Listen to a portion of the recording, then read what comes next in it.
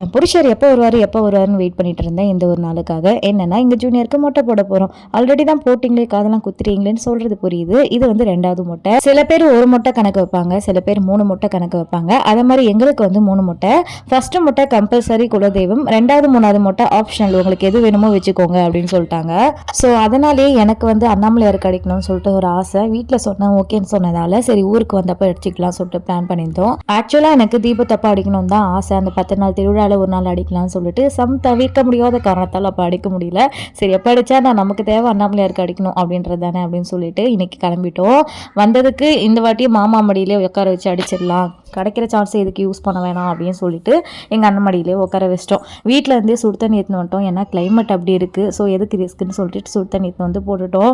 என்னதான் 2 வீக்ஸ் முன்னாடியிலேருந்தே அவர்கிட்ட சொல்லி ப்ரிப்பேர் பண்ணாலும் தண்ணிலாம் தெளிக்கவே ஒரு மாதிரி பயந்துட்டான் போல. அதுவும் மாமா வேற இறுக்கி பிடிச்சிட்டாரா, ரொம்ப பயந்துட்டான். அப்புறம் அப்படி இப்படின்னு பேசி புரிய வச்சோம்.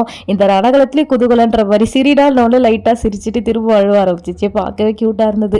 இதெல்லாம் முடிச்சுட்டு வீட்டுக்கு போய் குளிச்சுட்டு வந்துட்டு கோயிலுக்கு போகலான்னு கிளம்பிட்டு இருந்தோம். அப்போ தான் கடையில் எங்கள் தாத்தாவை பார்த்தேன். எனக்கு தான் தாத்தா, எங்கள் ஜூனியருக்கு கொள்ளு தாத்தா பார்க்கறதுல ஒரு வாரம்